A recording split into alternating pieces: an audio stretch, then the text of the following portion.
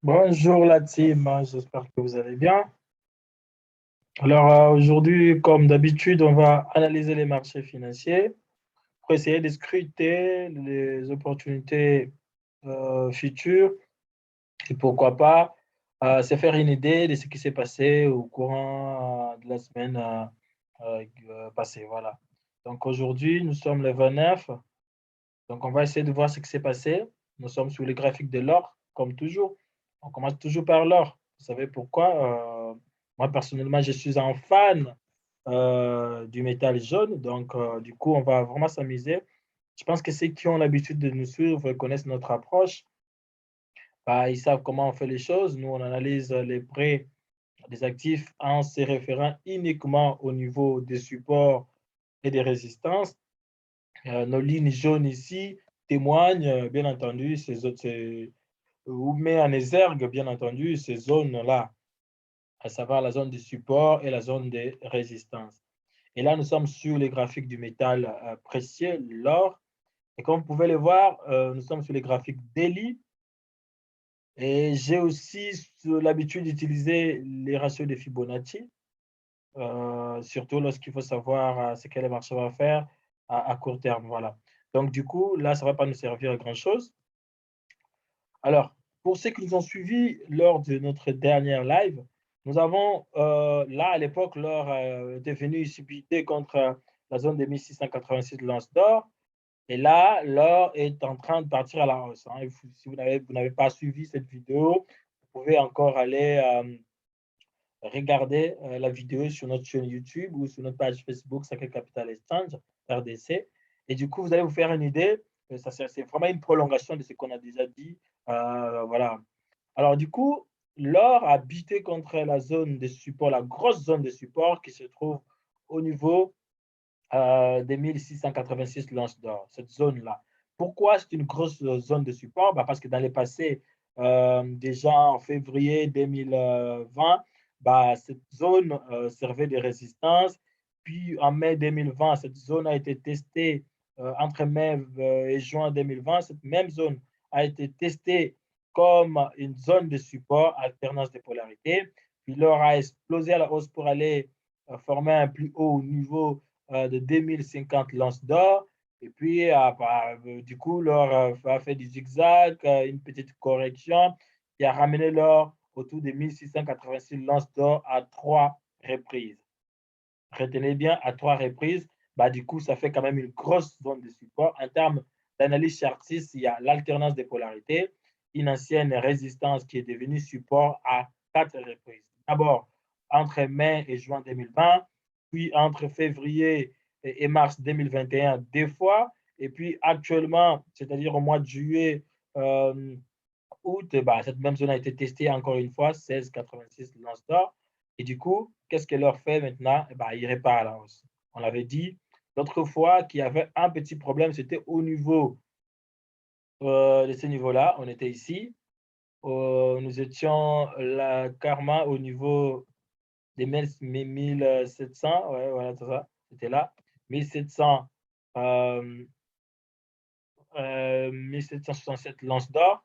Et du coup, on s'était dit que si ce niveau venait être franchi à la hausse, bah, l'or repartait pour la hausse. C'est ce qui a été fait. Il y a eu une grosse bougie daily qui témoignait clairement que les sociétés voulaient vraiment en découdre avec le vendeur.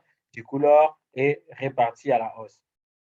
En weekly, si on peut regarder ces mêmes graphiques en weekly, regardez ce que ça nous donne. C'est beau à voir ici en weekly. Vous voyez, on s'était dit, il y avait la formation d'une grosse figure, un pattern en marteau ici, une grosse figure en marteau ici, qui indiquait clairement que là, c'était mort pour les vendeurs. Les vendeurs se sont fait choper ici.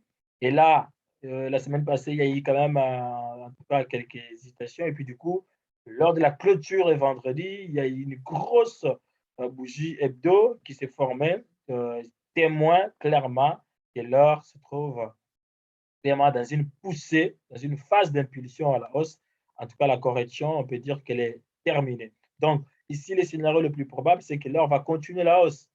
L'or va continuer la hausse à moyen terme. En tout cas, il y a de fortes chances que une petite résistance qui se trouve au niveau de 1830 l'once d'or, ici, là où il y a cette ligne, va peut-être sauter au courant de la semaine, de cette semaine déjà. Et puis, déjà, dès à l'ouverture à 23 heures aujourd'hui. Et puis, du coup, il y a de fortes chances qu'on part tester, pourquoi pas, le niveau de 19-16 l'once d'or. Si ce niveau est cassé, direction les 2050 l'once d'or. Donc là, vous comprenez que c'est une poussée vers la hausse. Et pour ceux qui connaissent l'analyse chartiste, regardez, je vous ai mis l'indicateur Magic Trend Chart ici. Vous avez d'abord cette ligne bleue qui montre une phase d'impulsion. Puis il y a cette ligne rouge ici qui montre une phase de correction. Et puis il y a eu une ligne d'impulsion, une phase d'impulsion très courte. Et puis il y a une phase de poussée normalement d'impulsion baissière très courte également.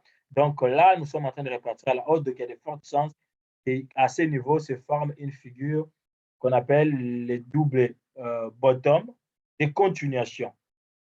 Mais des continuations de quoi? Ici, nous sommes dans une forte tendance haussière de l'or. Donc, il y a de fortes chances qu'à ce niveau-là, qu'il y ait continuation de la hausse pour former un double top. Et le niveau de la ligne de coût se trouverait alors au niveau de 19, 16 l'once d'or. Donc là, nous sommes encore loin d'atteindre les niveaux de 19, 16. Mais en tout cas, ça, c'est une figure de continuation, c'est-à-dire double bottom ou double creux de continuation. Pour ceux qui connaissent, je vous recommande d'ailleurs de lire l'ouvrage de François Barrault sur l'échartisme, où il aborde clairement l'analyse chartiste de manière beaucoup plus pertinente. Donc, du coup, on va voir un peu d'autres graphiques, par exemple l'euro-dollar, pour se faire une idée. L'euro-dollar est là. Ici, c'était vraiment n'importe quoi. Après une sortie de cette figure chartiste ici, le marché a fait des montées puis brutalement chuté.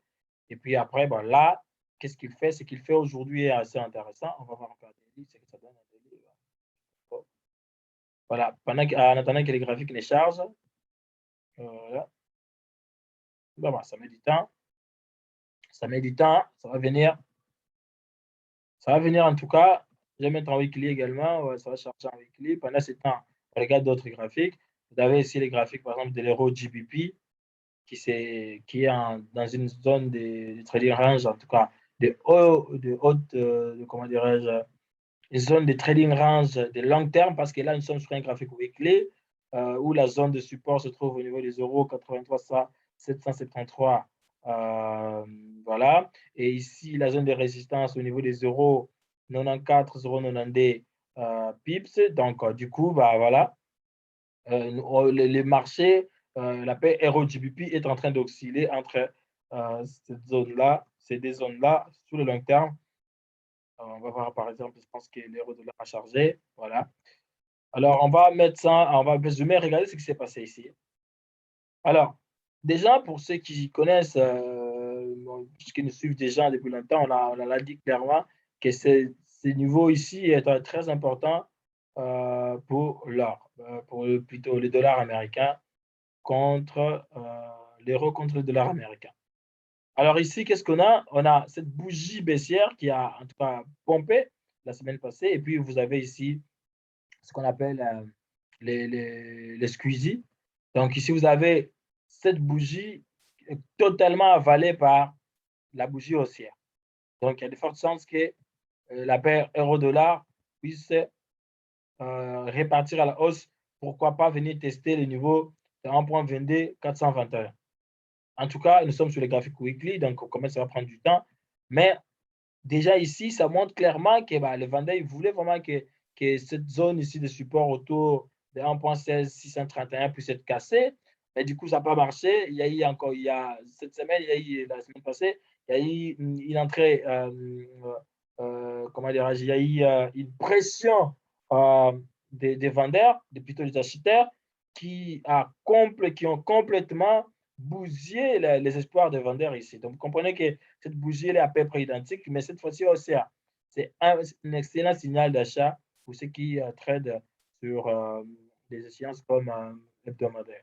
Donc, du coup, il n'y a vraiment pas grand-chose à dire sur l'euro-dollar. Donc, moi, je trouve que l'or, il est haussier. Bah, ça corrobore avec les graphiques de l'euro-dollar. Ça veut dire qu'il y a de fortes chances que la paire euro-dollar également continue la hausse. Pourquoi? Parce que l'or va à la hausse. Or, l'or est l'inverse du dollar, c'est-à-dire qu'il est coté contre les dollars. Du coup, si l'or se porte bien, bah, les dollars se portent mal, et vice-versa. Et on venait de le voir tantôt que les graphiques de l'or auguraient de bonnes choses. Bah, on a dit, les graphiques de l'or auguraient de bonnes choses. Pourquoi? Bah, vous pouvez voir que c'est une forte phase d'impulsion haussière qui se prépare là. Et donc, ça veut dire que la paire euro-dollar va se renforcer. Donc, l'euro va se renforcer contre les dollars américains.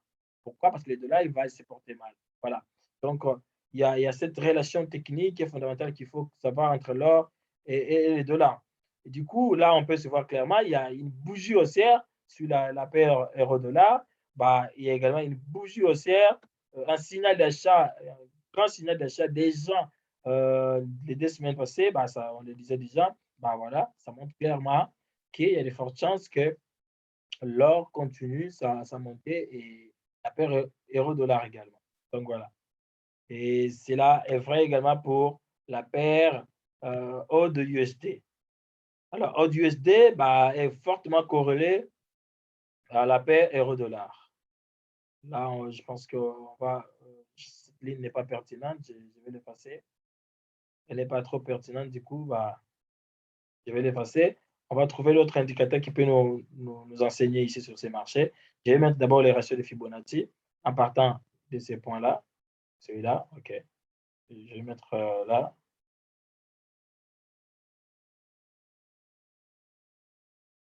OK. Je pourrais les renverser d'abord, je pense. Bon, si je les renversais plutôt, je l'essaye d'abord dans ce sens-là. Voilà, je vais essayer comme ça. Ah, du coup, là, il n'est pas trop pertinent, je trouve. Voilà, comme ça, je vais mettre comme ça. Non, là, il n'est pas trop pertinent. Comme il s'agit d'une impulsion haussière, on va commencer par les bas, comme ça. Comme ça, on sait voir, voilà. On va mettre comme ça.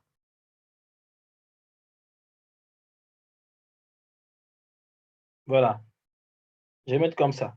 Donc, du coup, vous comprenez que là, nous sommes également sur un marché haussier. Pourquoi? Bah, il y a cette impulsion haussière qui a corrigé et qui est venue buter contre le niveau 38,2% du ratio de Fibonacci, ratio de retracement de Fibonacci. Et vous avez cette bougie, mais là, vous avez cette bougie qui indique clairement que les acheteurs sont entrés. Alors, si on mettait le même graphique en monthly, on va mettre ça en monthly, on va voir ce que ça donne. Bah, excusez-moi, ici nous sommes à Kinshasa, du coup la connexion est très très très mauvaise.